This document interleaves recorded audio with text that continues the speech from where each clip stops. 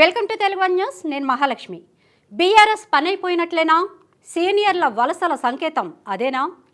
అధికారంలో ఉన్న 10 ఏళ్ల పాటు తెలంగాణ రాజకీయాలను కంటి చూపుతో శాసించిన బీఆర్ఎస్ అధినేత కేసీఆర్ అధికారం కోల్పోయిన తర్వాత పార్టీ లీడర్లు క్యాడర్ను కాపాడుకోలేక చతికిల పడిపోతున్నారు. కాంగ్రెస్ అధికారంలోకి వచ్చిన నాటి నుంచి ఒక్కొక్కరు బీఆర్ఎస్ పార్టీని వీడుతుండడంతో ఆ పార్టీ శ్రేణుల్లో ఆందోళన వ్యక్తమవుతోంది. ద్వితీయ శ్రేణి నేతల నుంచి సీనియర్ల వరకు బీఆర్ఎస్కు గుడ్ బై చెప్పేస్తున్నారు. తాజాగా కేసీఆర్కు దగ్గర వ్యక్తులుగా పేరున్న నేతలు సైతం బీఆర్ఎస్ పార్టీని వీడి కాంగ్రెస్ గూటికి చేరేందుకు సిద్ధమయ్యారు. ప్రస్తుతం జరుగుతున్న లోక్సభ ఎన్నికల్లో బీఆర్ఎస్ పార్టీ నుంచి బరిలో నిలిపేందుకు అభ్యర్థులు సైతం కరువైన పరిస్థితి. ఇక సిట్టింగ్ ఎంపీలు అనేక మంది బీఆర్ఎస్ను వీడి కాంగ్రెస్ బీజేపీల్లో చేరడంతో బీఆర్ఎస్ అధినేత కేసీఆర్ కొన్ని నియోజకవర్గాల్లో కొత్త వారిని బరిలో నింపాల్సిన పరిస్థితి ఏర్పడింది. మరోవైపు వరంగల్ ఎంపీ అభ్యర్థిగా మాజీ మంత్రి బీఆర్ఎస్ ఎమ్మెల్యే కడియం శ్రీహరి కుమార్తెకు కేసీఆర్ టికెట్ ఇచ్చారు. ప్రస్తుతం ఆమె పోటీ నుంచి తప్పుకున్నట్లు ప్రకటించడంతో పాటు తన తండ్రి కడియం శ్రీహరితో సహా కాంగ్రెస్ గూటికి చేరడానికి సిద్ధమైపోయారు. మార్చి 29 వీరిరువురు హస్తినలో ఢిల్లీ పెద్దలను కలిసి హస్తం కండువా కప్పుకోనున్నారు. కడియం కావ్యను కాంగ్రెస్ వరంగల్ అభ్యర్థిగా ప్రకటించే అవకాశాలు ఉన్నాయి.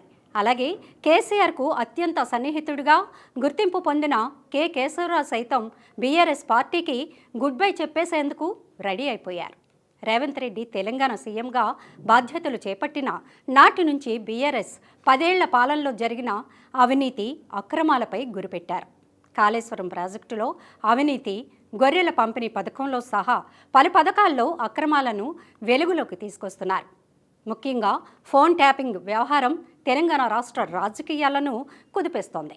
కేసీఆర్ హయాంలో ఫోన్ ట్యాపింగ్ కోసం ప్రత్యేకంగా ఓ బృందాన్ని ఏర్పాటు చేసి మరీ రేవంత్ రెడ్డితో పాటు పలువురు ప్రతిపక్ష పార్టీల్లోని ముఖ్య నేతల ఫోన్లను ట్యాప్ చేసినట్లు స్పెషల్ ఇంటెలిజెన్స్ బ్రాంచ్ మాజీ డీఎస్పీ ప్రణీత్ రావు విచారణలో వెల్లడించినట్లు తెలుస్తోంది. ఇప్పటికే ప్రణీత్ రావుతో పాటు పలువురు పోలీసు అధికారుల అరెస్టుతో ఫోన్ ట్యాపింగ్ డొంక కదులుతోంది. ఈ ఫోన్ ట్యాపింగ్ వ్యవహారం బీఆర్ఎస్ ముఖ్య నేతల మెడకు చుట్టుకునే అవకాశాలు మెండుగా ఉన్నాయన్న అంచనాలతో ఆ పార్టీ శ్రేణుల్లో ఆందోళన వ్యక్తమవుతోంది.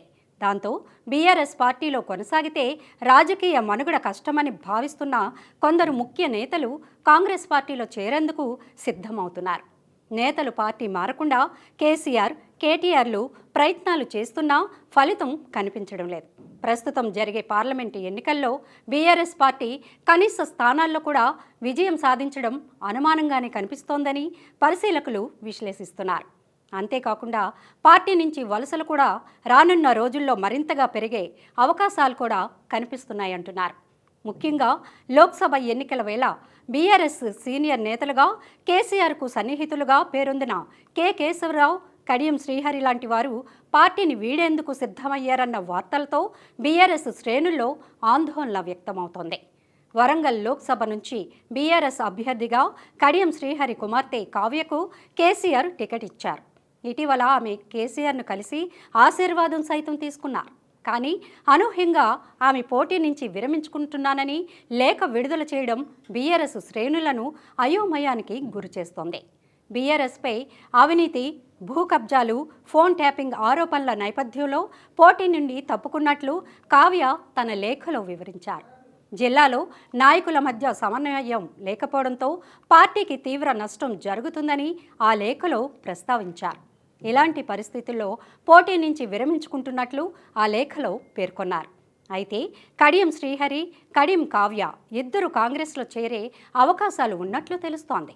ఇప్పటికే శ్రీహరితో కాంగ్రెస్ ముఖ్య నేతలు పలు దఫాలుగా భేటీ అయినట్లు సమాచారం. వారం రోజుల క్రితమే శ్రీహరి బీఆర్ఎస్ను వీడుతున్నారని ప్రచారం కూడా జరిగింది. ఆయన కుమార్తె కావ్యకు ఎంపీ టికెట్ ఇవ్వడంతో వారు బీఆర్ఎస్లోనే కొనసాగుతున్నారని అందరూ భావించారు.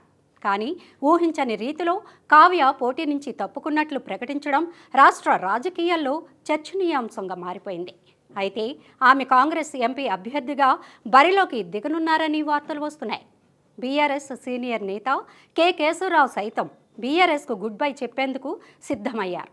మార్చి 28న కేసీఆర్తో భేటీ అయిన కేశవరావు పార్టీని వీడుతున్నట్లు చెప్పినట్లు సమాచారం. దాంతో కేకే తీరుపై కేసీఆర్ తీవ్ర అసంతృప్తిని వ్యక్తం చేసినట్లు తెలుస్తోంది. నీ ఫ్యామిలీకి పార్టీ ఏం తక్కువ చేసింది అంటూ కేకేపై కేసీఆర్ అసహనం వ్యక్తం చేసినట్లు సమాచారం. అయితే కేశవరావు మాత్రం కాంగ్రెస్ పార్టీలో చేరేందుకే సిద్ధమయ్యారని అంటున్నారు. ఇప్పటికే కేశవరావు కుమార్తె హైదరాబాద్ మేయర్ గద్వాల విజయలక్ష్మి శనివారం అంటే మార్చి 30న కాంగ్రెస్ పార్టీ కండువా కప్పుకుంటున్నట్లు ప్రకటించారు. ఆమెతో పాటు అదే రోజు కేశవరావు కూడా కాంగ్రెస్ కండువా కప్పుకుంటారని తెలుస్తోంది.